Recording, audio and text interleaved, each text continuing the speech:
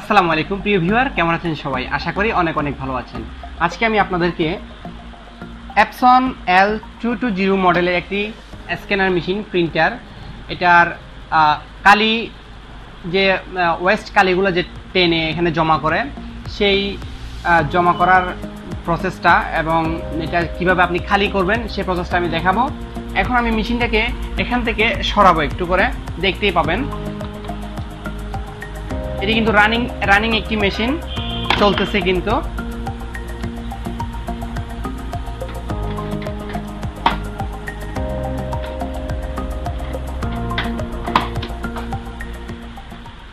এখন আমি মেশিনটা এখান থেকে একটু এদিকে নিয়ে আসলাম।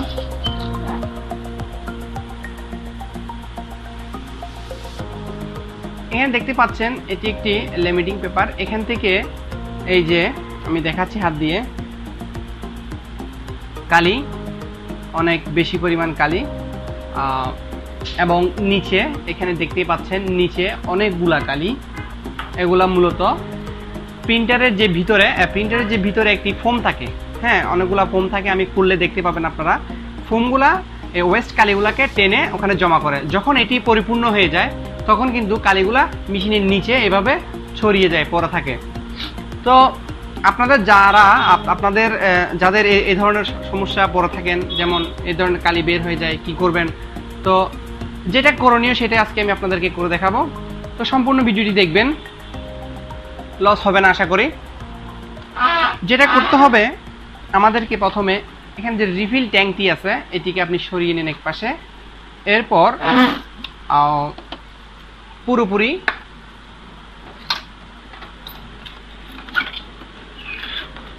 এভাবে উল্টিয়ে নিন। এরপর যেটা করবেন, আপনি আগে একটু মুছে ফেলেন নেকড়া দিয়ে। আমি মুছে ফেলতেছি।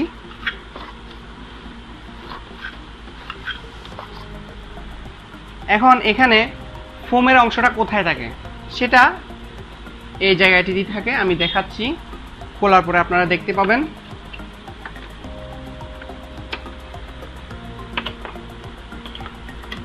এটি কিন্তু একটা লক সিস্টেমে থাকে। লকটা কিভাবে খোলা যায় দেখি।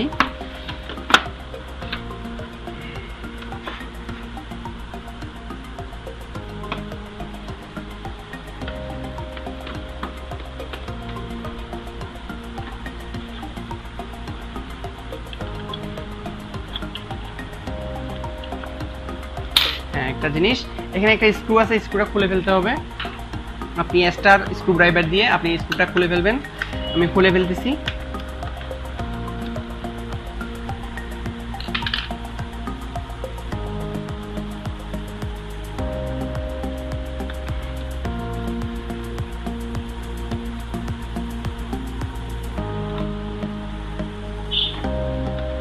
অনেকগুলা কালি কিন্তু।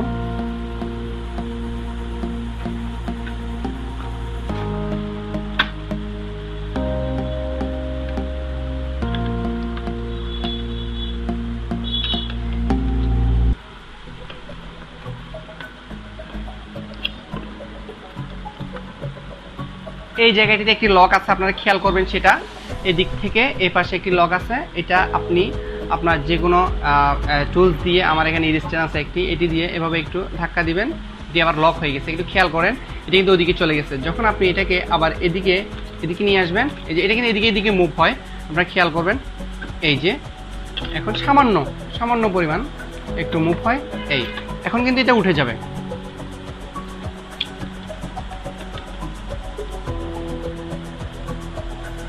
খুব কেয়ারফুলি নেবেন।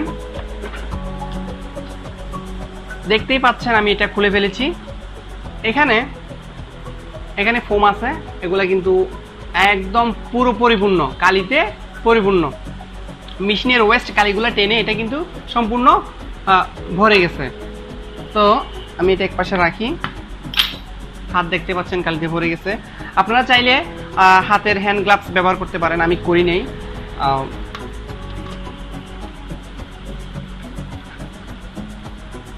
এখানে ব্রাশ ইউজ করতে পারেন আপনারা, ব্রাশ।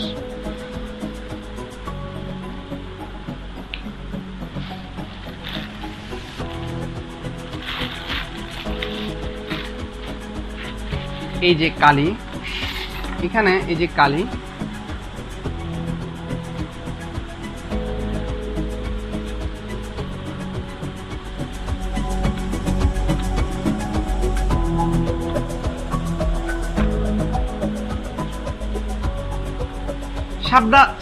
এখানে সাবধানতা অবলম্বন করতে আপনি সেটা হচ্ছে যে এখানে স্প্রিং এর অনেকগুলো কানেকশন আছে। যদি ভুল ত্রুটির কারণে যদি কোনো সমস্যা হয়ে থাকে তাহলে কিন্তু ড্যামেজ হয়ে যাবে, সেক্ষেত্রে খুবই সতর্ক থাকবেন। খুব সতর্কতার সাথে কাজটি নিজে নিজে করতে পারেন।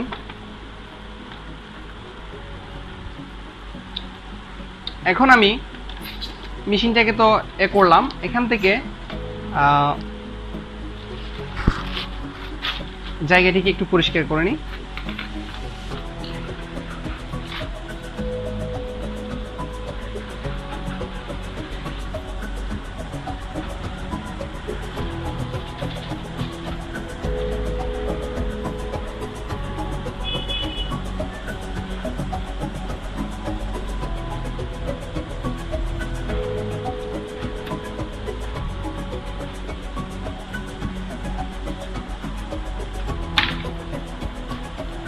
এখন মূল বিষয় সেটা হচ্ছে যে এটা কিভাবে পরিষ্কার করবেন। এখান থেকে ফোমগুলাকে আপনি নিয়ে ফেলবেন। আমি নিয়ে ফেলতেছি, আপনারা একটা কাজ করতে পারেন,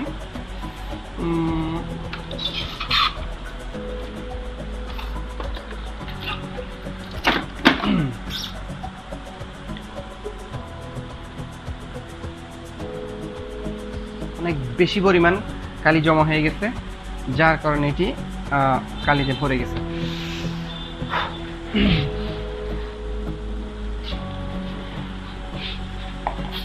আপনারা এভাবে এই ধরনের একটি পাত্র নেবেন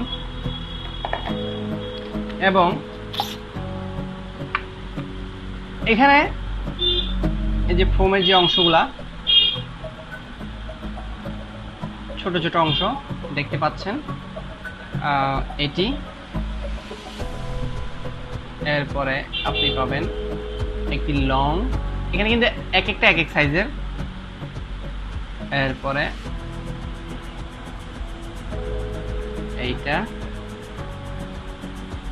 এরপরে এইটা, এরপরে এইটা, এরপরে এইটা। এখন এটিকে আপনি চাইলে আপনি পানি দিয়ে ধুয়ে ফেলতে পারেন, আপনি পানি দিয়ে একদম সুন্দর করে ধুয়ে ফেলতে পারেন। তো আমি পানি দিয়ে ধুবো না, আমি টিস্যু দিয়ে মুছে ফেলতেছি।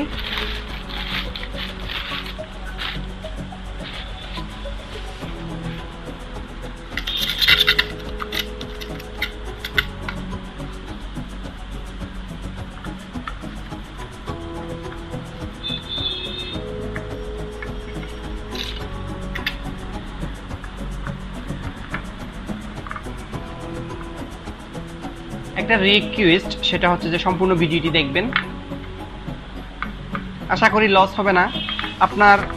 আপনারা যারা এরকম প্রিন্টার মেশিন ব্যবহার করেন, আপনারা চাইলে নিজের সমস্যাটা নিজেরাই সমাধান করতে পারবেন, সেই জন্যই আমার এই ভিডিও তৈরি।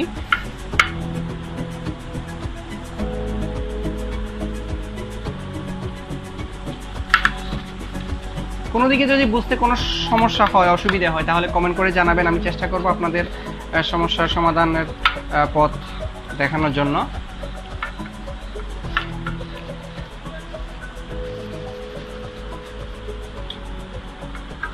যাই হোক, আমি পানি দিয়ে ধুলাম না, আমি এটাকে স্বাভাবিক টিস্যু দিয়ে পরিষ্কার করলাম। আপনারা চাইলে এটাকে পানি দিয়ে ধুতে পারেন। এখন এটা গেল, এখন আপনি ফোমটাকে কিভাবে পরিষ্কার করবেন। এখানে কিন্তু ভীষণ পরিমাণ কালি আছে, চাপ দিলেই বের হচ্ছে, দেখতে পাচ্ছেন, দেখেন কালি পড়তেছে।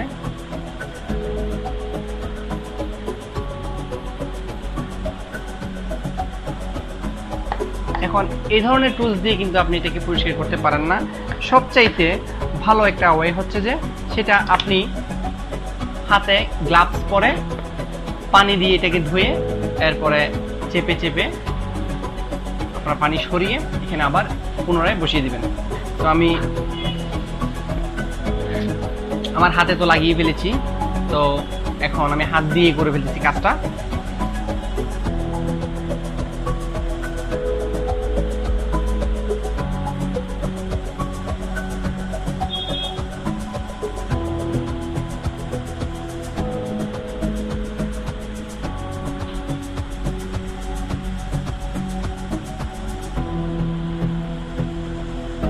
যেটা যেভাবে যে পাশ থেকে নিয়েছেন সেটা সেভাবে আবার এটাতে লাগিয়ে দিবেন।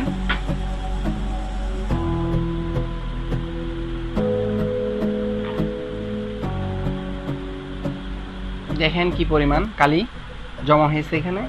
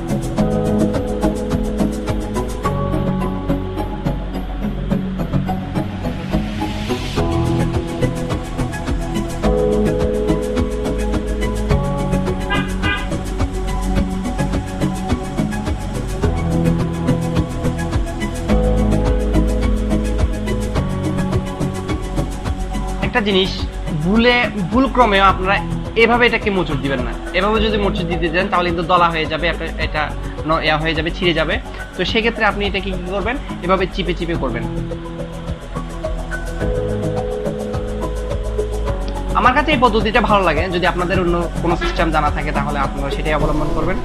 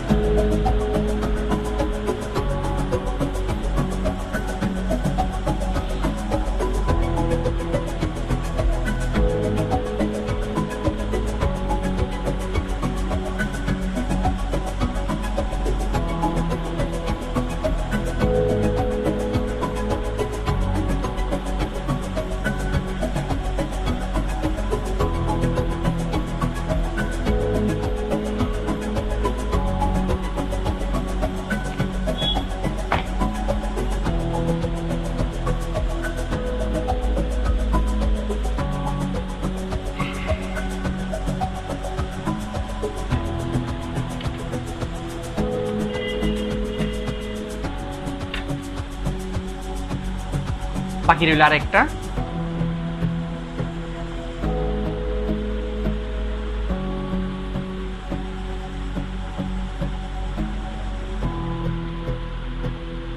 Epson L220 এবং L210, 380 এগুলো প্রায় সেম ক্যাটাগরির। আমার আগেও আরেকটি মেশিন ছিল, সেটা হচ্ছে 210 মডেলের। সেটাতেও আমি এই সিস্টেমে একইভাবে কাজ করেছি।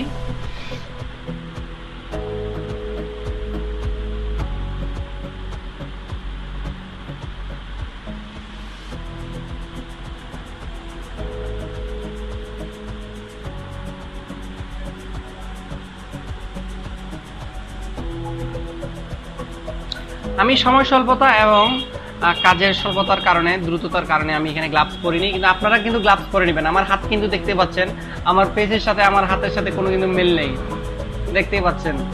হ্যাঁ, অনেক একদম পুরো কালো হয়ে গেছে।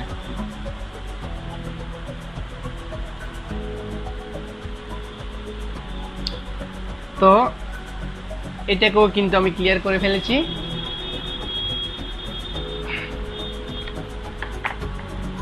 আমার টুলস দেখেন, প্রথমে এটা ছিল কিরকম আর এখন কিরকম হয়ে গেছে।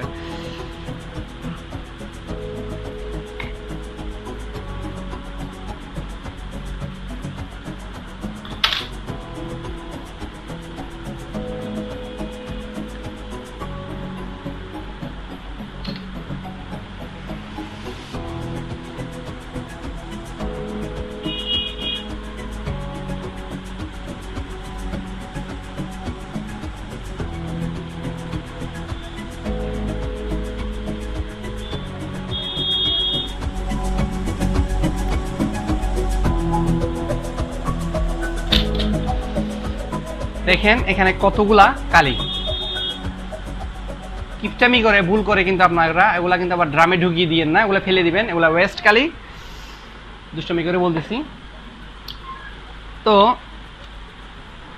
কাজ প্রায় শেষ, এখন এটাকে কিভাবে আবার লাগাবেন সেটাই দেখাচ্ছি।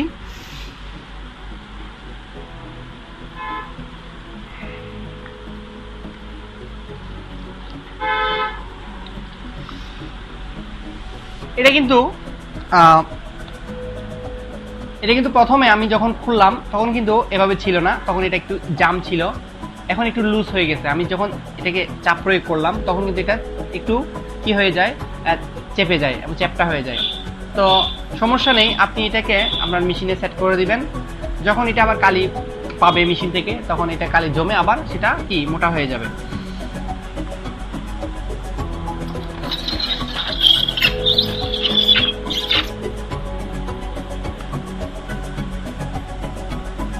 একটা জিনিস করতেছে না,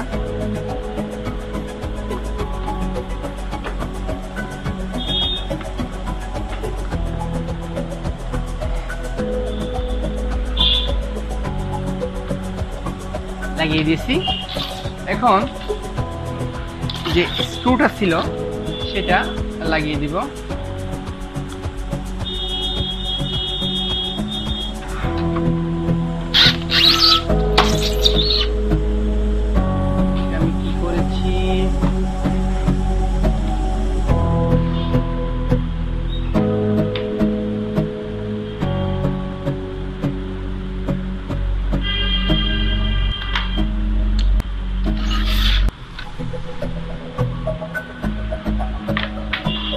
যাই হোক, আমি সেটা খুঁজে পাচ্ছি না কোথায় রাখছি আসলে। তো স্ক্রুটা লাগিয়ে দিবেন আপনারা, আমি লাগাচ্ছি না। এখন মেশিনটাকে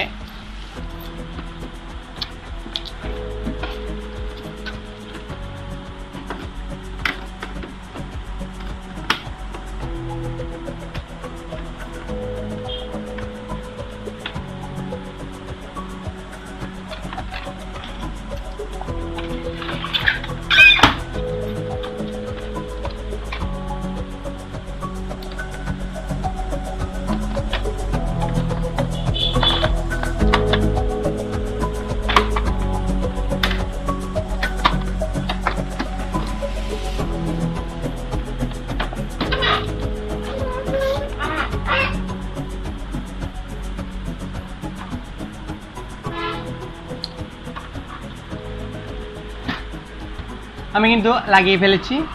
এখন আপনারাও আপনাদের নিজস্ব ব্যবহৃত এরকম মেশিন চাইলে ঠিক করতে পারেন, এভাবে কালি পরিষ্কার করতে পারেন। তো ভিডিওটি কেমন লাগলো কমেন্ট করে জানাবেন। পরবর্তী ভিডিও পেতে চ্যানেলটিকে সাবস্ক্রাইব করে নোটিফিকেশন বেল আইকনটি বাজিয়ে দিবেন, যাতে পরবর্তী ভিডিও মিস না যায়। ভালো থাকবেন, সুস্থ থাকবেন, ধন্যবাদ।